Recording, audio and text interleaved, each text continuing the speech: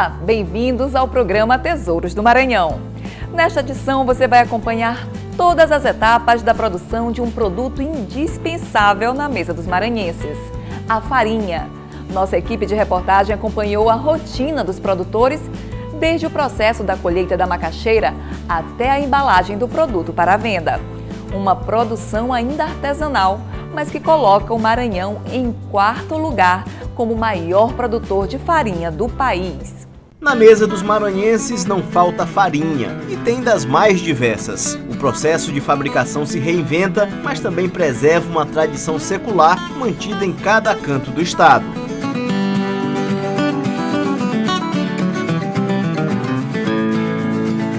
O Maranhão é o quarto maior produtor de farinha de mandioca do Brasil, com mais de 1.700.000 toneladas. O Pará é o maior produtor do país, seguido da Bahia e do Paraná. Já do Nordeste, o estado ocupa a segunda posição, perdendo apenas para o estado da Bahia. Em todos os 217 municípios do estado, tem produção de farinha, que é de origem indígena e que tem a preferência no prato de muitos maranhenses. Até chegar ao mercado consumidor, o caminho é longo. A mandioca só pode ser retirada da roça depois de 18 meses que foi plantada. A colheita precisa ser feita logo no início da manhã.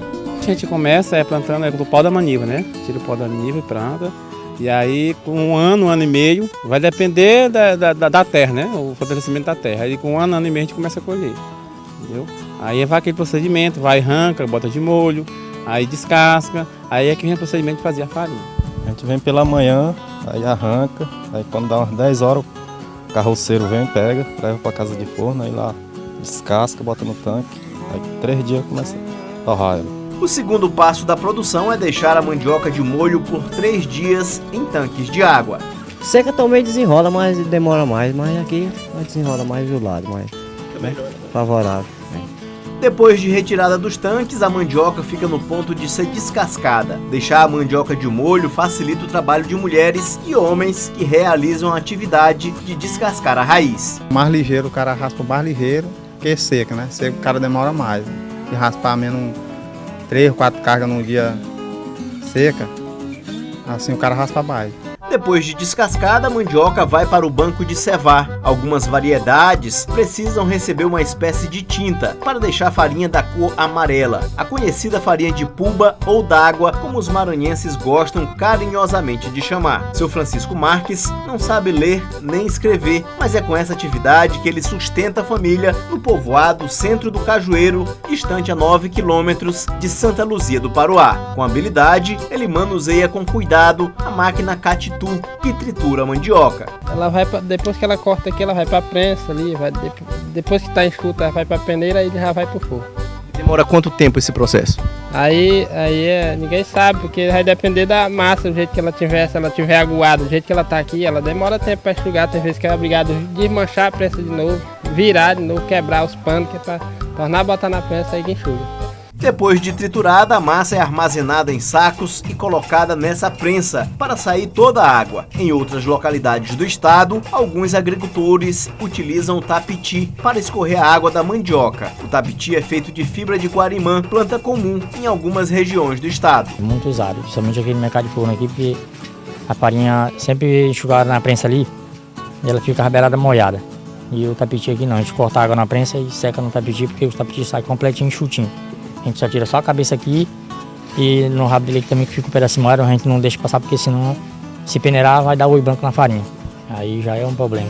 Depois da mandioca triturada e prensada para tirar o excesso de água, ela passa pelo processo de peneiramento para a separação de pedaços que tenham ficado grande demais. Já foi toda escaldada aquela farinha que estava na coxa e agora vai secar. Quando acabar de peneirar aquela aqui todinha, aí nós já vamos só secar naquele forno lá. Quando tem muita farinha, nós tornamos 2 fornos. Mas como é pouca, só não dá conta que para uma hora não acaba. Depois de peneirada, a massa vai para o forno e, dependendo da casa de farinha, ela ainda é feita no forno a lenha e movimentada por pelo menos 2 horas para não embolar. Cada fornalha sai cerca de 18 quilos de farinha e é preciso força no braço para passar o dia inteiro à frente do forno para garantir uma diária de R$50. Isso aqui praticamente é o dia todinho. Um diarinho aqui é 50 conto. Dá para livar um arroz, né? O processo de produção em algumas casas de farinha no interior do estado tem melhorado por conta da utilização de tecnologias. Antes, os agricultores utilizavam apenas o forno comum e agora utilizam também o forno elétrico, que ajuda a aumentar ainda mais a produção de farinha no interior do Maranhão. Mais pouco serviço pra gente. Só no forno manual custava mais, gastava mais. Depois de estar ali, o serviço diminuiu. No forno comum, a farinha demora mais de 2 horas para ficar pronta. Aí é espalhar a farinha para não queimar. Com o forno elétrico que manuseia a farinha, o tempo de preparo diminui para 1h40 e facilita ainda mais o trabalho na casa de farinha. A gente vai botando de pouco, aí mais ou menos 10 kg de cada vez, em cerca de 5 minutos a gente vai botando, né? Aí esse forno aqui tira mais ou menos 150 kg de uma vez. Aí 150 kg é 3 sacos de farinha que dá, seca, já no jeito de vender, entendeu?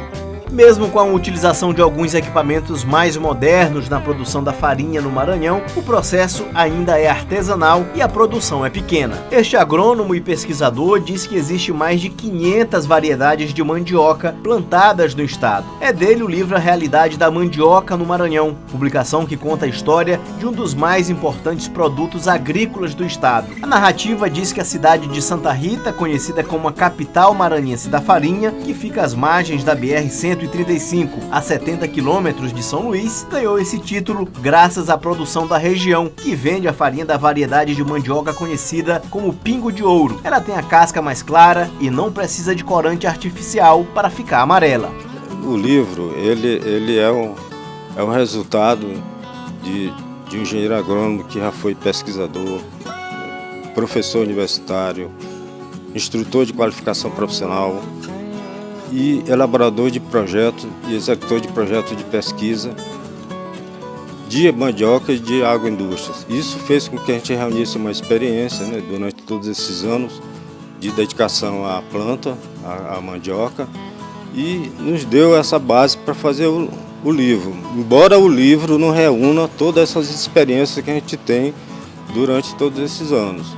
No povoado Jequiri, comunidade quilombola a 6 quilômetros de Santa Rita, a especialidade é a farinha de carema, que é feita dessa mandioca. De forma rústica, ela é feita nos quintais das casas. Daqui que as famílias mantêm o sustento com a produção quase diária de farinha, que tem venda garantida na região. O quilo da farinha d'água amarela custa R$ 5,00. Aqui tem coco da praia e manteiga, custa R$ 6,00 o quilo. E é muito procurada no povoado que abriga 145 famílias. É porque essa com coco aqui dá mais trabalho um pouquinho, que a gente tem que descascar o coco, tem que tirar aquele anticasco pretinho, né?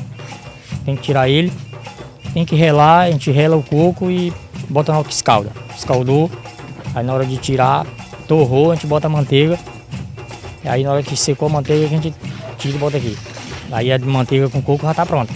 O que mais sai é com coco.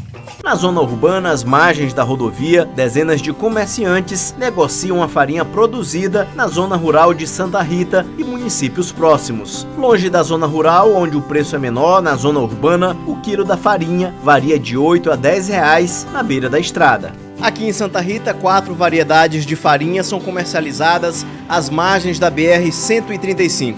Estou aqui com o seu Jorge Launé e ele vai explicar a diferença de cada uma. Seu Jorge, essa farinha aqui, como é que ela é chamada? Muito bem, ela é conhecida como farinha carema. Nós temos dela amarela sem coco, a farinha branca, que muita gente gosta de fazer o pirão, e também tomar com açaí, que por sinal é muito gostosa.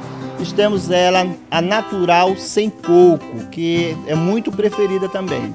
Agora aqui é o xodó da cidade, né? Conhecida nacionalmente a farinha com coco. Ela não só o coco, mas também tem a manteiga e fica deliciosa com qualquer tipo de comida.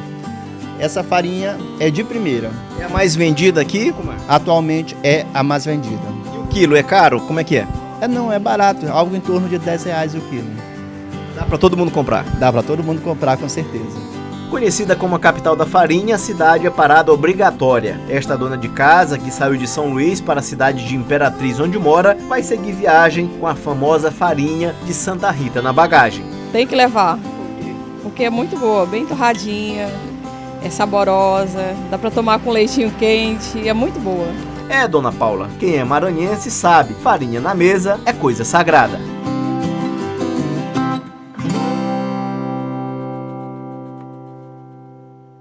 O programa de hoje fica por aqui.